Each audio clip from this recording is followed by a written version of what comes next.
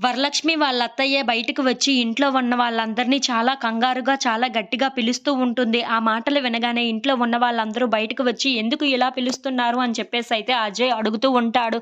ఆ మాటలు వినగానే అక్కడ ఉన్న వరలక్ష్మి వాళ్ళ అత్తయ్య మాత్రం వరలక్ష్మి ఇంట్లో కనిపించటం లేదు. ఎక్కడికి వెళ్ళిపోయిందో ఏమో అని చెప్పేసైతే అంటూ ఉంటుంది. ఆ మాటలు వినగానే ఇంట్లో ఉన్న వాళ్ళందరూ అయితే చాలా కంగారు పడిపోతూ ఉంటారు. ఇంతలో అక్కడ ఉన్న వరలక్ష్మి వాళ్ళ అత్తయ్య మాత్రం నేను చుట్టుపక్కల అంతా చూసాను.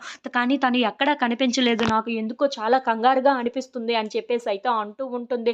ఆ మాటలు వినగానే అక్కడ ఉన్న బీహార్ మాత్రం నాకు ఏమనిపిస్తుంది అనంటే వరలక్ష్మి అక్క వెన్నెలాని వెతుక్కొని ఎక్కడికో వెళ్ళిపోయిందేమో అనిపిస్తుంది అని చెప్పేసైతే అంటూ ఉంటాడు. ఆ మాటలు వినగానే అక్కడ ఉన్న వాళ్ళందరూ అయితే చాలా కంగారు పడిపోతూ ఉంటారు. అవును వెన్నెల అని కలవరించుకొనే ఉంది కదా! అందుకే వెన్నెల దగ్గరికే వెళ్ళిపోయి ఉంటుందేమో అని చెప్పేసైతే అంటూ ఉంటాడు. ఆ మాటలు వినగానే అక్కడ ఉన్న వాళ్ళందరూ అయితే చాలా కంగారు పడిపోతూ ఉంటారు. అవును నువ్వు చెప్తుంది నిజమేనేమో! వెన్నెలని కలవరించుకొనే ఇంతవరకు ఉంది కదా! వెన్నెల కోసం అని చెప్పి తనని వెతుక్కొని ఎక్కడికో బయటికి వెళ్ళిపోయిందేమో అని చెప్పేసైతే చాలా కంగారు పడిపోతూ ఉంటారు. ఇంతలో అక్కడ ఉన్న కృష్ణ మాత్రం తను ఎక్కడికి ఎంత దూరమో వెళ్ళి ఉండదు. మనం చెరొక పక్క వెళ్ళి వరలక్ష్మి అత్త ఎక్కడ ఉందో తెలుసుకొని మనం ఖచ్చితంగా పట్టుకోవచ్చు. పదండి చెరొక వైపు వెళ్ళి వెతుకుదాం అని చెప్పేసైతే అంటూ ఉంటాడు. ఆ మాటలు వినగానే అందరూ అయితే వెళ్తూ ఉంటారు. అది చూసిన వైష్ణవి అయితే నేను కూడా వస్తాను ఆగు కృష్ణ అని చెప్పేసైతే అంటూ ఉంటుంది. ఆ మాటలు వినగానే అక్కడ ఉన్న కృష్ణ అయితే చాలా కోపంగా వైష్ణవి వైపు చూసి